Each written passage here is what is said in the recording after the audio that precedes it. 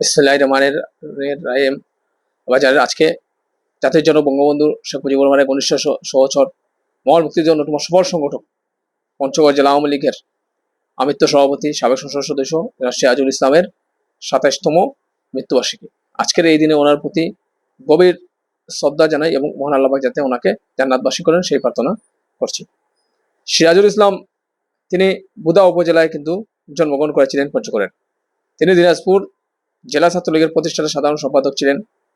পরবর্তী সময়ে তিনি এই ৬৬ বাহিনীর ভাষা আন্দোলন, ৬২ শিক্ষা আন্দোলন, ৬৬ ছয় দফা আন্দোলন এবং ৬৯ গণঅভ্যুত্থান, ৭০ নির্বাচনে তিনি প্রাদেশিক পরিষদ সদস্য নির্বাচিত হন। ১৯৭৩ সালে তিনি সংসদ সদস্য নির্বাচিত হন পঞ্চগড় থেকে। পরবর্তী সময় ১৯৭৫ সালে, তখন পঞ্চগড় জেলা ছিল না, ঠাকুরগাঁও জেলার অধীনে ছিল পঞ্চগড়। ঠাকুরগাঁও জেলা আওয়ামী লীগের সাধারণ সম্পাদক ছিলেন তিনি।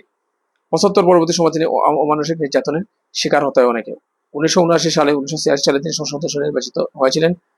তিনি রাজশাহী বিভাগীয় ছাত্রলীগের সাধারণ সম্পাদক ছিলেন। তিনি ব্যক্তি জীবনে তিনি যে টাকাটা সংসদ সদস্য হিসেবে সম্মানী পেতেন, সে টাকাটা কিন্তু দু হাতে কিন্তু সংগঠনের পিছনে খরচ করতেন।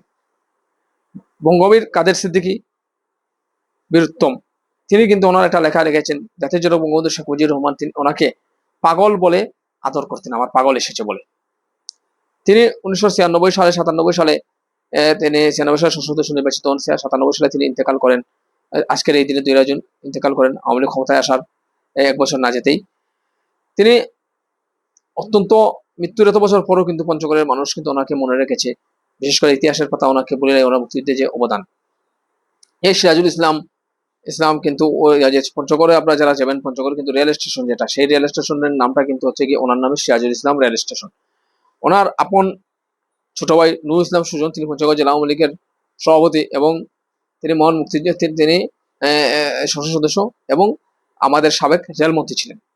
তো এই যে সিরাজুল ইসলামের কথা বললাম, সিরাজুল ইসলামকে কিন্তু আজকের তরুণ প্রজন্ম অনেকে কিন্তু জানে না।